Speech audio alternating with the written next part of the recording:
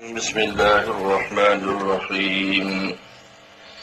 يا أيها الذين آمنوا إذا تداينتم بدين إلى أجل مسمى فاكتبوه وليكتب بينكم كاتب بالعدل ولا يأب كاتب أن يكتب كما علمه الله فليكتب فليملل الذي عليه الحق وليتق الله ربه ولا يبخس منه شيئا فإن كان الذي عليه الحق سفيها أو ضعيفا أو لا يستطيع أن يمل هو فليملل وليه بالعدل واستشهدوا شهيدين من رجالكم فإن لم يكونا رجلين فرجل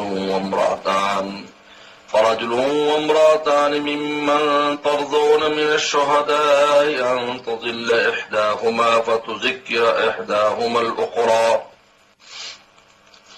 ولا يأبى الشهداء إذا ما دعوا ولا تسأموا أن تكتبوه صغيرا أو كبيرا إلى أجله ذلكم أقسط عند الله وأقوم للشهادة وأدنى ألا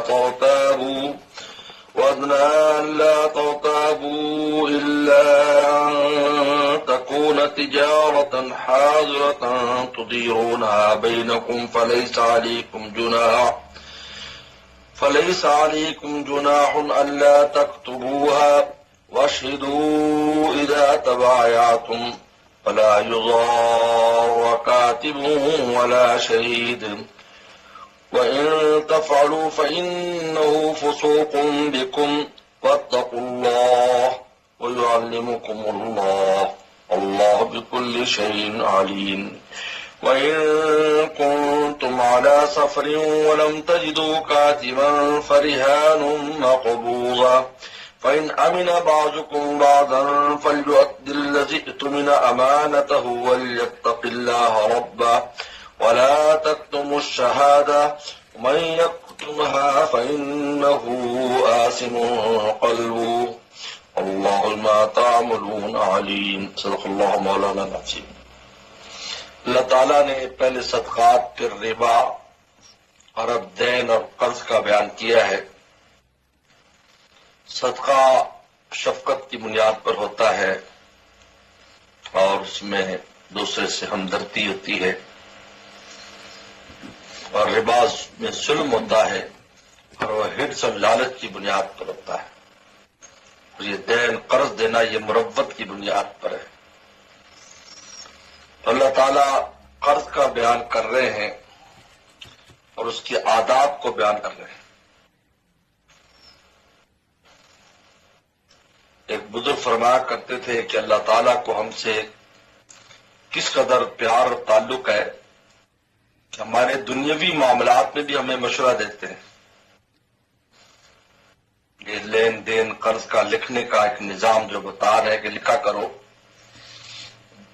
لکھنے کی تاکید فرما رہے ہیں یہاں پر کہ قرض کے لین دین میں لکھا کرو.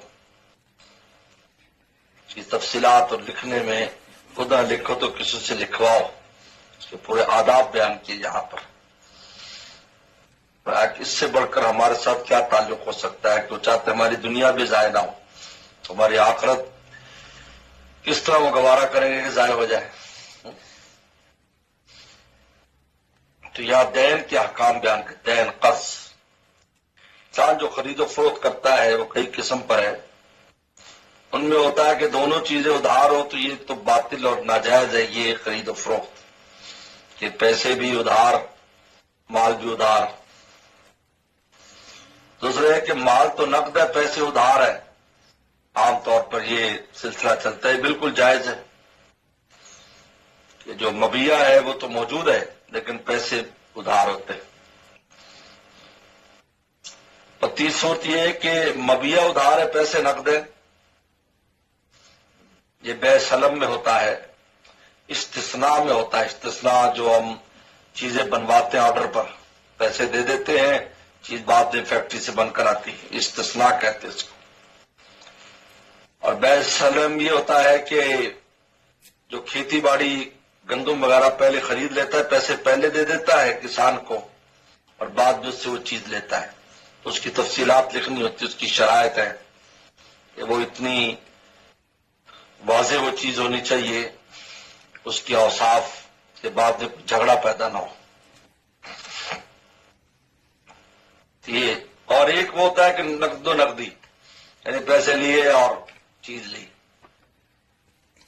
تو اللہ تعالیٰ نے پہلے دونوں میں لکھنے کا حکم دیا ہے، دونوں معاملات میں، بیع سلم میں بھی، اور جس میں چیز تو نقد ہے اور پیسے ادھار ہے، خود کو لکھا کرو، لکھنے میں سستی نہ کرو، بلکہ اس پر گواہ بھی بناؤ۔ البتہ یہ جو ہاتھوں ہاتھ، اس میں لکھنے کی ضرورت نہیں ہے، البتہ اس میں بھی گواہ بنانا مستحب ہے کہ کوئی گواہ ہو، اگر سودا ایسا ہے تو کوئی گواہ ہو جائے، تاکہ کوئی آپس میں جھگڑا ہو تو وہاں پر وہ گواہی دے سکے۔ یہ لین دین کی ساری بنیاد اس پر ہے کہ تنازع نہیں ہونا چاہیے۔ جہاں شریعت نے دیکھا کہ تنازع یا جھگڑا ہے، اس بیع کو باطل قرار دے دیا، اس لین دین کو باطل قرار دے دی۔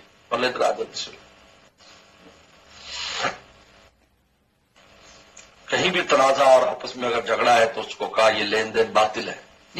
یہ شریعت نے اس کو سامنے رکھا ہے، اس لیے دو لفظ بولے جاتے ہیں شریعت میں، لیکن ضرر اور غرر، ضرر اور غرر نہیں ہونا چاہیے کسی بھی لین دین میں۔ ضرر ہے کسی پارٹی کو نقصان نہ ہو، اور غرر یہ ہے کہ کسی کے ساتھ دھوکہ نہ ہو۔ ضرر اور غرر، بس یہ، اس لیے یہ لکھنے کا حکم دیا ہے کہ تاکہ تمہارے دنیا تمہاری محفوظ ہو جائے۔ یہ ہماری دنیا کو محفوظ کرنے کے لیے یہ کتابت کا حکم ہے، دین کا حکم ہے۔ تو پہلے صدقات کا بیان، پھر ربا کا بیان، اب دین کا بیان ہے، قرض کا بیان ہے۔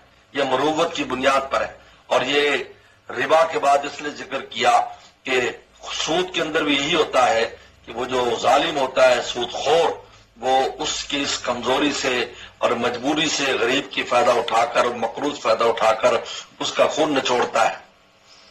تو شریعت نے کہا کہ ایسا نہ کرو، ویسے قرض دو۔ یہ مروت ہے، یہ بھائی چارہ ہے، یہ ہمدردی ہے کہ کسی کو ویسے قرض دے دے، لیکن اس کی آداب ہے۔ یہ زبانی کلامی، بعد میں اختلافات، جھگڑے، کوئی قرض جو ہے لینے والا دینے والا کوئی تفصیل نہ ہو تو بعد میں وہ چیز ڈوب جاتی۔ عام ہم دیکھتے ہیں کہ تمہارے پاس تو کچھ لکھا ہوا نہیں ہے، تمہارے باپ نے کیا لین دین کیا۔ میں یا ایھا الذین آمنوا، ایمان والو، اذا تداینتم بدین الی اجل مسمی، کہ جب تم دین کا، ادھار کا معاملہ کرو، الی اجل مسمی، کسی وقت مقررہ تک، یعنی قرض کے اندر وقت مقرر ہوتا ہے کہ فلاں وقت، پھر اور بات ہے کہ آپ بعد میں وقت بڑھاتا رہے۔ تو میں نے بتایا کہ اس کے اندر قرض، ویسے نقد قرض لینے کا معاملہ بھی شامل ہے، اس میں اندر بیع سلم بھی شامل ہے، استثناء بھی شامل ہے، اور مبیع حاضر ہے، پیسے بعد میں، سارے معاملات۔ فاکتبوہ، اس کو لکھ لو، فاکتبوہ، لکھ لو، خود نہیں لکھ سکتے۔ وَلْيَكْتُبْ بَيْنَكُمْ كَاتِبٌ بِالْعَدْلِ، چاہیے کہ لکھ دے تمہارے درمیان کاتب بالعدل، انصاف کے ساتھ، کوئی کاتب لکھ دے، تیسرا پارٹی۔ وَلَا يَأْبَ كَاتِبٌ يَكْتُبَ، یہ سنو، یہ تمام لکھنے والے جو لوگ ہیں، ان کو اللہ نے لکھنے صلاحیت دی، ان کے لیے حکم ہے، انکار نہ کرے لکھنے والا ان یکتب، لکھنے سے، کما علمہ اللہ، جیسے اللہ نے اس کو سکھایا۔ اس کا مطلب یہ ہے کہ لکھنے پڑھنے کی جو تعلیم ہے، اگر ہمیں آج آتی ہے، اس میں براہ راست اللہ تعالیٰ کی قدرت شامل ہے کہ ہمیں یہ لکھنا پڑھنا آ گیا۔ یہ بہت اہم بات ہے، کما علمہ اللہ، یہ دنیا کی تعلیم ہے، کما علمہ اللہ ہے۔ جیسے قرآن کا علامہ بالقلم، جو لکھنا آ رہا ہے علامہ بالقلم، اس میں اللہ تعالیٰ کی خاص شان شامل ہے، تب آدمی لکھنا پڑھنا سیکھتا ہے، کما علمہ اللہ، جیسے اللہ نے اس کو سکھایا ہے۔ تو اس کا شکرانہ یہ ہے کہ اگر کوئی تیسرا بھائی معاملہ ہے تو اس کو لکھ کر دے دے، فلیکتب، تو پس وہ لکھے، وَلْيُمْلِ الَّذِي عَلَيْهِ الْحَقُّ، اور املا کرائے وہ شخص جس پر حق ہے۔ یہ بڑی عجیب نکتہ بیان کیا یہاں، یعنی جس کے ذمہ حق ہے نا، جس نے پیسے دینے ہیں، اس کو لکھوانا چاہیے، لینے والا نہیں۔ لینے والا جاتی کر سکتا ہے، لینے جو دے گا، جس نے دینے ہیں تو وہ تو کبھی زیادہ نہیں لکھوائے گا، تو کم کرنے کی کوشش کرے گا، زیادہ وہ صحیح لکھوائے گا۔ لیکن جو لینے والا ہے وہ ہو سکتا ہے کہ وہ زیادہ لکھوا دے۔ فرمایا کون لکھوائے؟ وَلْيُمْلِلِ الَّذِي عَلَيْهِ الْحَقُّ، لکھوائے وہ جس پر حق ہے، وَلْيَتَّقِ اللَّهَ رَبَّهُ، لیکن وہ بھی اللہ سے ڈرے جو اس کا رب ہے، اس میں لکھوانے میں کمی نہ کرے۔ وَلَا يَبْخَسْ مِنْهُ شَيْئًا، اور اس میں سے کوئی کمی نہ کرے۔ بخش کہتے کمی کرنا۔ یہ تو دو مقام ہو گئے۔ پہلے تو فَاكْتُبُوا، خود لکھو، دوسرا خود نہیں لکھ سکتے تو پھر کوئی تیسرا لکھ دے۔ اب تیسری صورت کہ جس کے ذمہ حق ہے، جس نے لکھوانا ہے، وہ اس کی استطاعت ہی رکھتا کہ وہ لکھوائے، دماغی طور پر کمزور ہے، لیکن وہ پیسہ چاہیے، قرضہ لیا ہے اس نے یا اس کو ضرورت تھی اور مال ادھار آ رہا ہے اس کے لیے، اسی کے لیے آ رہا ہے، لیکن وہ بہت بچہ ہے، چھوٹا بچہ ہے، یا ضعیف ہے یا بڈھا ہے، اس کا دماغ کام نہیں کرتا، تو پھر ولی لکھوائے، اس کا جو ذمہ دار ہے وہ لکھوائے اس کی طرف سے، یہ تاکہ کسی کا پیسہ ضائع نہ ہو۔ سبحان اللہ۔ کہے گا مجھے تو یاد ہی نہیں میں نے کچھ لیا ہے۔ فَإِنْ كَانَ الَّذِي عَلَيْهِ الْحَقُّ صَفِيحًا، اگر وہ شخص جس پر حق ہے وہ صفی ہے، صفی سے مراد خفیف العقل ہے، کمزور عقل ہے، بچہ ہے یا بوڑھا ہے یا دماغی کمزور شخص ہوتے ہیں، ہوش بھی ہے اور کچھ پاگل بھی ہے، جو سائیکو پرابلم ہے اس کو آج کل جدید زبان میں، اور ضعیف یا کمزور ہے، اور آج یہ مل یا اس میں طاقت نہیں ملا کرانے کی، گونگا ہے، بہرا ہے، اس قسم کا، لیکن پیسے تو لیتا ہے، اس کو کام ہے، اسے دے رہا ہے۔ لا یمل ہوا، وہ نہیں کہا تو فلیمل ولی ہو بالعدل، تو اس کا ولی املا کرائے انصاف کے ساتھ۔ وسط الشہیدین من الرجال، اور اس کے ساتھ وسط الشہیدین دو گواہ بھی بنائے مردوں میں سے دو گواہ بنائے اس کے ساتھ، یعنی وہ جو کتاب لکھی جائے وہاں دو مرد گواہ بھی ہوں۔ فَإِن لَمْ يَكُونَا رَجُلَيْنِ، اگر دو مرد نہ ہو، فَرَجُلٌ وَامْرَأَتَانِ، تو ایک مرد دو عورتیں، ممن ترضون من الشہداء، ان میں سے ان شہداء میں سے جن پر تم راضی ہو، یعنی دونوں فریقین جس پر اتفاق کرے اس کو گواہ لکھواؤ۔ اب کہتے ہیں کہ عورتیں دو کیوں اور وہ مرد ایک؟ ان تضل احداہما، کہ اگر ایک، یا تضل گمراہ نہیں، اس لیے زلال کا معنی ہر جگہ الگ الگ ہوتا ہے، یاد رکھو، ہر جگہ گمراہی کر دو، تضلہ میں نہ بھول جائے، احدا میں ایک، فتذکر احداہما الاخری، تو ایک دوسرے کو یاد کرا دے، کیونکہ عورتوں کے اندر جو ہے وہ خفت عقل ہوتی ہے، ناقص العقل ہوتی ہے، اگرچہ مانتی نہیں ہے، نہ ماننا بھی دلیل ہے، یہ ناقص العقل ہے، نہ ماننا خود دلیل ہے، تو ناقص العقل ہے تو ایک دوسرے کو یاد کرا دے۔ حضرت مولانا قاسم نانوتوی رحمۃ اللہ علیہ نے ایک بڑی عجیب بات فرمائی کہ قرآن کے اس سے ایسا پتہ چلتا ہے کہ دنیا میں شروع سے لے کر قیامت تک جو عورتیں ہیں وہ 2/3 ہوں گی مرد کی، مرد 1/3 ہوگا اور عورتیں 2/3 ہوں گی۔ آگے یہ قرآن سے ایک اشارہ ملتا ہے، اور کہتے ہیں شاید اسی وجہ سے چونکہ عورتیں زیادہ اور مرد کم ہوں گے تو اللہ تعالیٰ نے عورتوں کا حصہ نصف کر دیا اور بندے کا ڈبل کر دیا، کیونکہ وہ 1/3 2/3 ہے، تو لہذا کہ کل اگر تقسیم کی جائے تو اس حساب سے مرد کو جو ہے وہ 2 کے برابر، اگر عورت کے برابر دینا ہوگا تو وہ عورتیں زیادہ ہیں تھوڑے، لہذا اس کو ڈبل دینا چاہیے تب جا کر برابر ہوگا۔ ایک مسئلہ ہے۔ وَلَا يَأْبَ الشُّهَدَاءُ إِذَا مَا دُعُوا، اور انکار نہ کریں گواہ اذا ما دعوا، جب ان کو بلایا جائے، جب بلایا جائے فوراً آ جائیں۔ فرمایا وَلَا تَسْأَمُوا، وَلَا تَسْأَمُوا، بالکل جو ہے وہ سستی نہ دکھائیں۔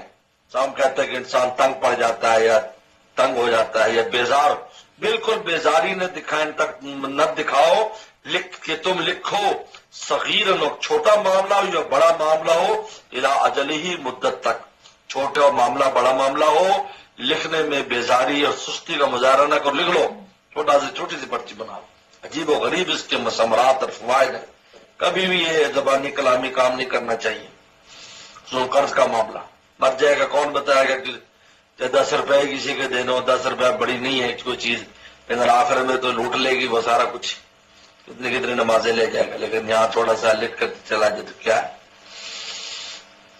ذالکم اقسط عند اللہ، یہ اللہ تعالیٰ کے ہاں زیادہ انصاف قائم کرنے والا ہے، وقم للشہادہ، اور زیادہ گواہی کو مضبوط کرنے والا ہے، کیونکہ جب لکھا بھی ہوگا پھر گواہی دینا گواہ کے لیے بھی آسان، ورنہ اللہ ترتابو، اور قریب اس بات یہ کہ تم شک میں نہ پڑو، یہ شک و شبہ نہیں ہوگا، لکھا ہوگا ابھی دیکھو لکھا تحریر لکھی ہوئی تصدیق موجود ہے، بات ختم۔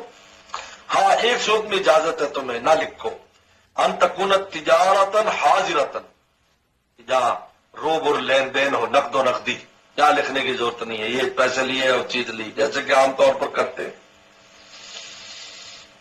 تدیرون بینکم، جو تم آپس میں چلاتے ہو معاملہ، اس میں لکھ ضرورت نہیں۔ فلیس علیکم جناح لا تکتبوہا، تم پر کوئی حرج نہیں ہے کہ تم نہ لکھو، لیکن اشہدوا اذا تبایعتم، لیکن وہاں بھی گواہ بنا لو، تم خرید و فروخت کو خصوصاً بڑا معاملہ ہو تو وہاں گواہ بنا لو، گاڑی لینی ہے، موٹر سائیکل لینا ہے تو وہاں گواہ کم از کم بنا لو۔ ولا یضار کاتب ولا شہید، نہ کاتب کو ضرورت دیا جائے نہ شہید کو، کاتب نے کہ اس کو بیٹھا ہے بلا رہے ہیں، اور جی ہم نے تو بھی لکھنا ہے بس ابھی لکھواؤ، ابھی بھی ٹائم نہیں ہے، وہ ہے ہاں عرضی نویس کی اور بات تو اس کی کمائی ہے، لیکن جو ویسے لکھ رہا ہے استحباباً لکھ رہا ہے یا فضیلت حاصل کرنے، تو اس کو نہ تنگ کرو نہ گواہ کو، یہ بیٹھا ہے اس کو بلا رہا ہے، جب یہ گواہی دو بیچاری کا اپنی مسئلہ، تو وہ جب اس کے بعد وقت ہو تو اس کا خیال رکھا جائے۔ وَإِن تَفْعَلُوا، اور اگر تم ایسا کرو گے، یعنی گواہ کو بھی پریشان کرو گے اور کاتب کو بھی، فَإِنَّهُ فُسُوقٌ بِكُمْ، یہ تمہارے لیے گناہ ہوگا۔ وَاتَّقُوا اللَّهَ، اللہ سے ڈرو، تقوی اختیار کرو۔ وَيُعَلِّمُكُمُ اللَّهُ، اور اللہ تعالیٰ جو ہے وہ تمہیں علم دے گا۔ یعلمکم اللہ، واتقوا اللہ ویعلمکم اللہ، یہاں اس ترتیب پر بہت سے علماء بزرگوں نے کہا ہے کہ تقوی جو ہے وہ علم بھی لاتا ہے، علم لدنی حاصل کرتا ہے، تقوی کے ساتھ آتا ہے۔ واتقوا اللہ ویعلمکم اللہ، اللہ فرماتا ہے تقوی اختیار کرو اللہ تمہیں علم دے گا۔ ویعلمکم اللہ، اللہ تعالیٰ تمہیں تعلیم دیتے ہیں۔ یعلمکم اللہ، واتقوا اللہ یعلمکم اللہ، اللہ بکل شیء علیم، اللہ تعالیٰ ہر چیز کے جاننے والے ہیں۔ اب آگے اگر انسان سفر میں ہے، وہاں پر لکھنے لکھانے کا نظام نہیں ہے، تو وہاں پر رہن کا طریقہ بتایا کہ آپ کو قرض چاہیے اور لکھنے کا کوئی نظام نہیں ہے، تو رہن کوئی چیز رکھوا دو، آپ پیسے دے دو، کرایہ نہیں ہے، میری گھڑی رکھ لو، فلاں رکھ لو، فلاں، رہن کا طریقہ۔ لیکن جو سفر کی قید لگائی ہے یہ اعتراضی قید نہیں ہے کہ بھئی اگر سفر نہ ہو تو رہن نہیں رکھ سکتے حالت قیام میں، لیکن ایسا نہیں ہے۔ لیکن یہ جو قید یہاں پر لگائی ہے یہ واقعی قید ہے، کیونکہ اکثر ضرورت سفر میں اس قسم کی پیش آتی ہے، اپنے مقام پر تو بہت سے واقف لوگ مل جاتے ہیں جن سے انسان قرض لے لیتا ہے۔ وَإِن كُنتُمْ عَلَىٰ سفر، اگر تم سفر پر ہو، وَلَمْ تَجِدُوا كَاتِبًا، اور تم کاتب نہ پاؤ، فَرِحَانٌ مَقْبُوضًا، تو بس رہن ہو جس پر اگلا قبضہ کر لے، مقبوضہ، اس کے قبضے میں دے دو رہن اگلے۔ فَإِنْ أَمِنَ بَعْضُكُمْ بَعْضًا، اور اگر بعض پر اعتبار کریں، یا امین امن سے مراد اعتبار کرنا، اگر بعض پر اعتبار کریں، فَلْيُؤَدِّ الَّذِي اؤْتُمِنَ أَمَانَةً، فرمایا امانتہ، فرمایا کہ پس ادا کرے وہ شخص جو جس کے ذمے امانت ہے اپنی امانت کو، یا مراد امانت سے قرض ہے، قرض کو امانت سے قرآن نے تعبیر کیا ہے، کیونکہ حالت سفر میں جب کوئی کسی کو قرض دیتا ہے تو یہ ایسی امانت کی طرح ہی اس کو دے رہا ہے، کیونکہ اتنی واقفیت نہیں ہوتی، اتنا وہ نہیں ہوتا، لیکن اعتبار کرتا ہے بھلے آدمی لگتے ہو، ٹھیک ہے آپ پیسے مجھے بھیج دینا۔ وَلْيَتَّقِ اللَّهَ رَبَّهُ، اور تقوی اختیار کرے اور ڈرے اللہ سے، ربا جو اس کا رب ہے، جو اس کا رب ہے، یعنی یہ اس تقوی اختیار میں ربا کے لفظ میں بھی بڑی عجیب نکتہ ہے، ربا یعنی یہ ایسے ہی خوف ہو جس طرح انسان باپ سے ڈرتا ہے، تو یہ باپ سے ڈرنا اس وجہ سے نہیں کہ وہ موذی ہے، بلکہ اس وجہ سے کہ اس کی عظمت ہے، پالتا ہے، اس کے احسانات ہیں۔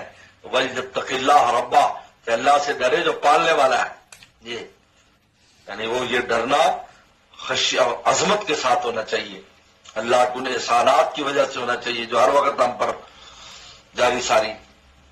ولا تکتموا الشہادہ، اور فرمایا کہ گواہی کو نہ چھپائے. گواہوں کو کہا اگر تمہیں تمہاری گواہی کی ضرورت پڑے گواہی کو نہ چھپاؤ. ومن یکتمھا، جو گواہی چھپائے گا فإنہ آثم قلبہ، اس کا دل گناہگار ہوگا. یہاں پر صاف بتایا کہ دل بھی گناہ کرتا ہے. آثم قلبہ، دل بھی گناہ، اس کا دل گناہگار ہوگا. انسان کے جو دل ہے یہ بھی گناہ کرتا ہے. آثم قلب، جوارے تو کرتے ہی کرتے ہیں لیکن دل بھی گناہ کرتا ہے. واللہ بما تعملون علیم، اور اللہ تعالیٰ کو تمہارے اعمال کا خوب علم ہے. اس کے بعد اب اللہ تعالیٰ اس کو بیان کر کے کہ دل گناہ کرتا ہے، اب اس دل کے گناہ کرنے پر روشنی ڈال رہے ہیں اللہ تعالیٰ کے لیے آیات میں.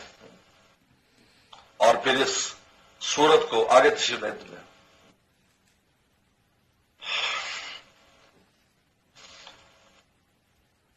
پھر اس سورت کو اللہ تعالیٰ ایمانیات پر اور ان چیزوں پر لا کر ختم کر رہے ہیں جس سے سورہ بقرہ کو شروع کیا ہے. سورہ بقرہ کے شروع میں اللہ تعالیٰ نے جو ایمان والوں کے علامات بیان کی، یؤمنون بالغیب، اس کو بیان، اس کی تفصیلات آ رہی یہاں پر. یعنی یہ ابتدا، انتہا اور وسط میں لیس البر ان تولوا وجوہکم، وہاں پر بر کی تفصیلات بیان کی کہ بر کیا ہے. بر عقیدہ درست ہو، معاملات درست ہو، نفس کی تہذیب ہو، یہ بر ہے. اور شروع میں بھی بتایا کہ متقین کون، ھدی للمتقین، متقین کون ہیں، ان کی تفصیلات بیان کی. اب آخر میں پھر وہ بیان کر رہے ہیں اور آخر میں دعا پر لا کر جو ہے سورت کو ختم کیا ہے کہ اللہ تعالیٰ سے معافی مانگنا اور دعائیں کرنا. جب تک انسان اللہ تعالیٰ کی مدد نہ مانگے ہر معاملے میں، اس وقت تک فائز اور کامیاب نہیں ہو سکتا. فرماتے للہ ما فی السماء، بسم اللہ الرحمن الرحیم، للہ ما فی السماوات وما فی الارض وَإِن تُبْدُوا مَا فِي أَنفُسِكُمْ أَوْ تُخْفُوهُ يُحَاسِبْكُم بِهِ اللَّهُ فَيَغْفِرُ لِمَن يَشَاءُ وَيُعَذِّبُ مَن يَشَاءُ وَاللَّهُ عَلَى كُلِّ شَيْءٍ قَدِيرٌ. آمَنَ الرَّسُولُ بِمَا أُنزِلَ إِلَيْهِ مِن رَّبِّهِ وَالْمُؤْمِنُونَ كُلٌّ آمَنَ بِاللَّهِ وَمَلَائِكَتِهِ وَكُتُبِهِ وَرُسُلِهِ لا نفرق بين أحد من رسله وقالوا سمعنا وأطعنا غفرانك ربنا وإليك المصير. لا يكلف الله نفسا إلا وسعها لها ما كسبت وعليها ما اكتسبت ربنا لا تؤاخذنا إن نسينا أو أخطأنا ربنا ولا تحمل علينا إصرا كما حملته على الذين من قبلنا ربنا ولا تحملنا ما لا طاقة لنا به واعف عنا واغفر لنا وارحمنا أنت مولانا فانصرنا على القوم الكافرين آمین. للہ ما فی السماوات ما فی الارض، اللہ ہی کے لیے جو زمینوں میں جو آسمان میں ہے، اللہ کی حاکمیت اور مالکیت ہر شے پر ہے. وَإِن تُبْدُوا مَا فِي أَنفُسِكُمْ، اگر تم ظاہر کرو وہ چیز جو تمہارے دلوں میں، تخفوہ یا چھپاؤ، یحاسبکم بہ اللہ، اللہ اس کا حساب کرے. مار کے انسان کے جو دل ہے، بہت سے اعمال وہ ہیں جو دل میں اچھے ہوں تو اس کی وجہ سے اجر ملتا ہے، برے ہوں تو اس کی وجہ سے گناہ ملتا ہے، پکڑ ہوتی ہے. یحاسبکم بہ اللہ. آسم القلب کہا نا، تو آسم القلب سے بتلا رہے کہ دل گناہ کرتا ہے. حالانکہ دل بہت سی چیزیں ہیں، جیسے انسان کے دل میں کسی کی حسد ہے، کینہ ہے، بغض ہے، ہرس ہے، لالچ ہے، یہ سب. اس لیے قرآن جو وَذَرُوا الظَّاهِرَ، اس میں باطنہ، چھوڑ دو ظاہری گناہ کو، باطنی. حالانکہ ایسے گناہ بھی ہے جس میں اعضاء کا کوئی دخل نہیں، وہ دل کرتا ہے. اس لیے ہمارے حضرت والا فرماتے تھے کہ اولیاء اکرام کی جو سب سے بڑی عبادت یہ ہوتی ہے کہ وہ اپنے دل کا ہر وقت جائزہ لیتے ہیں کہ اس میں کوئی ایسا کام تو نہیں ہے کہ جو اللہ کو ناراض کرنے والا ہو. اور چونکہ دل بادشاہ ہے تو بادشاہ کی چوری بھی بہت اونچی چوری ہوتی ہے، اور اس کی مزدوری نیکی بھی بہت اونچی نیکی ہوتی ہے، یاد رکھو۔ عجیب اعضاء کا کچھ دخل نہیں ہے، بیٹھے ہوئے بس آگمن کر کے بیٹھے ہیں، نہ کچھ ذکر کر رہے ہیں نہ تلاوت، دل دیکھ رہے ہیں اس میں کیا ہے۔ اس میں اللہ کی محبت ہے، لوگوں سے ہمدردی ہے، شفقت ہے، سخاوت ہے، یہ کیفیات ہے، حالانکہ اس کا ابھی تک ظہور نہ بھی ہو، لیکن اس پر اجر مل رہا ہے۔ تو بادشاہ مزدوری کرے گا تو اس کی اجرت بھی زیادہ ہے، اور بادشاہ چوری کرے گا تو اس کی سزا بھی زیادہ ہے، عام اس سے زیادہ ہوگی، کیونکہ وہ اس مال سے چوری کرے جس میں پوری مخلوق کا حق متعلق ہے۔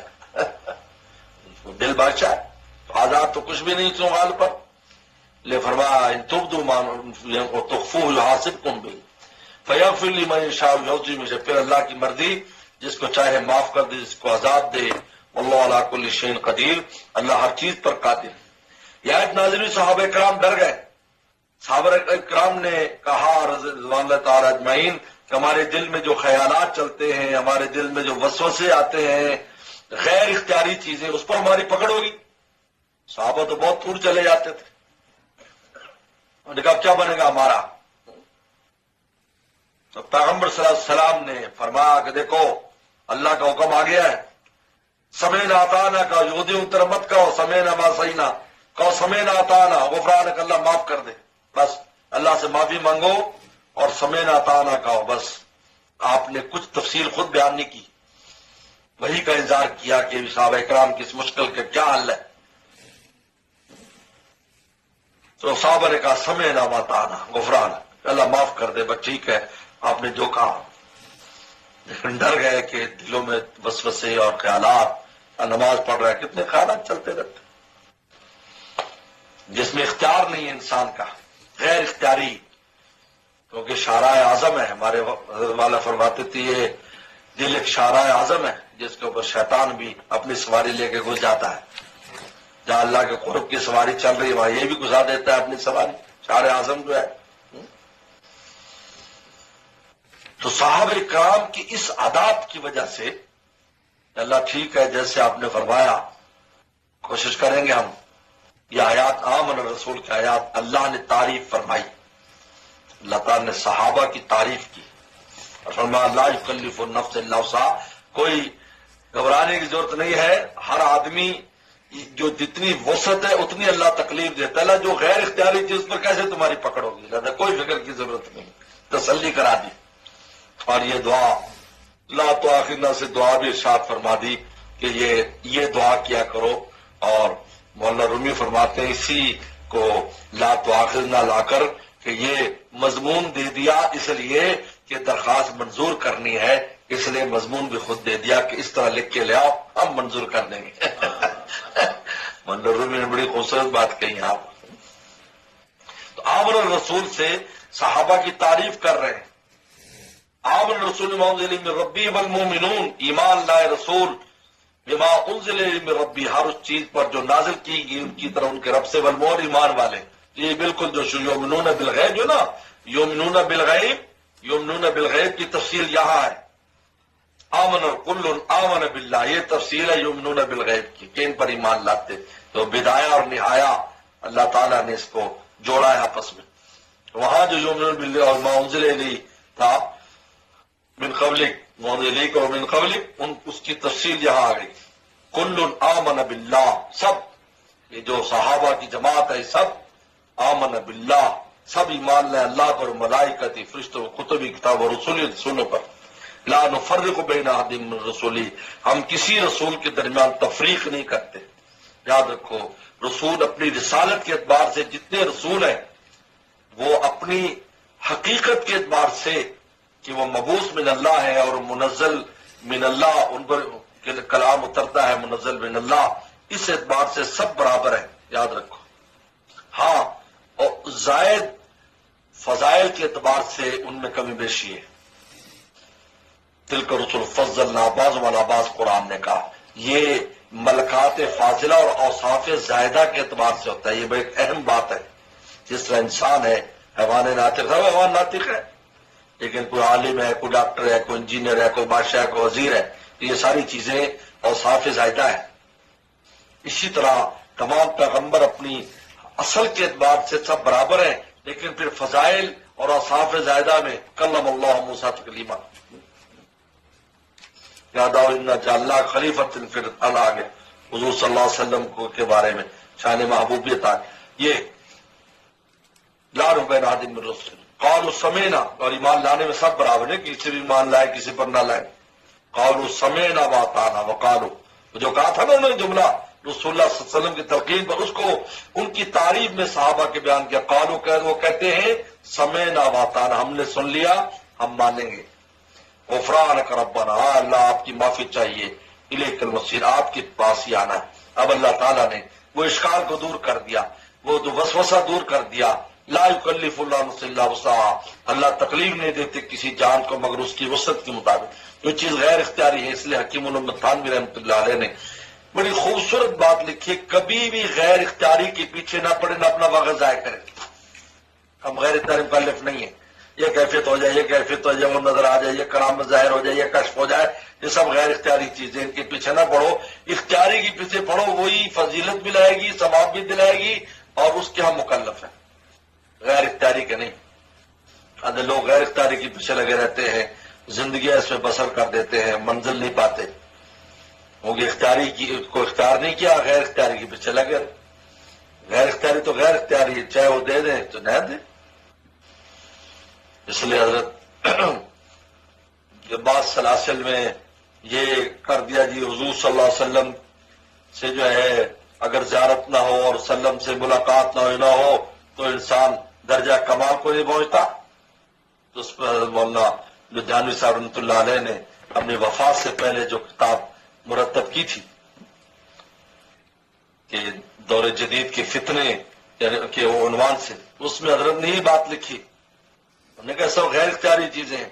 اگر پوری زندگی بھی کسی کو حضور صلی اللہ علیہ وسلم کیا گنبد خضرا کی بھی زیارت نہ ہو، نہ خواب میں ہو، نہ ویسے ہو، مثلا جا نہ سکے، لیکن متبع سنت ہو، رسول اللہ کا قرب قیامت دن ملے گا اس کو. یہ غیر اختیاری چیزیں خواب میں نظر آئے نہ آئے، اس پر تھوڑی موقوف ہے. کتنے لوگ ہیں جو حج نہیں کر سکے، کتنے بڑے بڑے اللہ والے حج نہیں کر سکے. مولانا مدری جانے جانا رحمۃ اللہ بارے میں حج پر نہیں گیا، کتنا بڑا انسان ہے. کیونکہ جب بھی حضرت کو کوئی ہدیہ دیتا تو فرماتے مجھ پر حج فرض ہو گیا، چلو بھی تیاری کرو. سارے مرید خوش ہو جاتے اور فوراً تیاری شروع ہو جاتی. بعد میں گھر جاتے تو پھر واپس آتے، کہا بھی گھر میں بہت خواتین آئی ہوئی تھی، بیوہ اور غریب اور یتیم بچے تھے، سب ان کو تقسیم کر دیا، ہم تو حج ساقط ہو گیا، چلو وہ کھول دو بستر.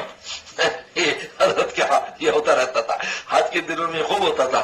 کیونکہ جب پھر حج گزر جاتا تو یہ، لیکن کتنا بڑا مقام ہے. میرے شیخ فرما کتنے حاجی پاجی نکلیں گے اور کتنے غیر حاجی ولی اللہ نکلیں گے. فرمایا لہا ما کسبت ولی یہاں مکتسبت، اور اس انسان کو وہی ملے گا، نفس کو وہی یعنی اس کا نفع ملے گا، ما کسبت جو اس نے کمایا، عالیہ مکتسبت، اور اس کے ذمے اور گردن پر وہی ہوگا جو اس نے کرتوت کی ہے اور جو اس نے حرکت کی ہے. ربنا، یہ دعا کا ربنا لا تؤاخذنا ان نسینا او اخطانا، اے ہمارا رب ہمیں مت پکڑیے ان نسینا، اگر ہم بھول جائیں، اخطانا یا غلطی کریں. یہاں پر ایک بڑا عجیب نقطہ لکھا ہے کہ بھول چوک جو ہوتی ہے بظاہر تو معاف ہے، وہ معاف ہے، لیکن یہاں معافی منگائی گئی اس لیے کہ بھول چوک ایک کے نیچے جو چیز ہے نا سبب، وہ اختیاری ہے، وہ ہے غفلت.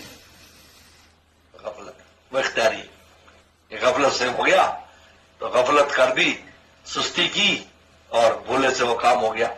تو اس کی بنیاد جو ہے نا وہ اختیاری چیز ہے دراصل.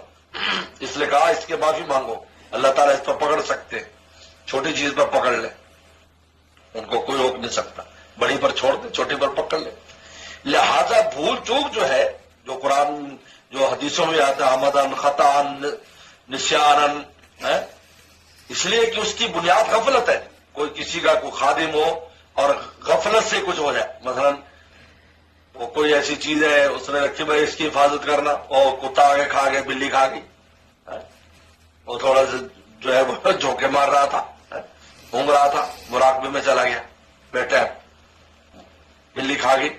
آپ مجھے بتائیں وہ کہے گا جی وہ تو بھول ہو گئی جی مجھے تو تب ٹھیک ہے، لیکن اس کی بنیاد کیا ہے؟ اس کی بنیاد غفلت ہے، اور غفلت آمدن ہے.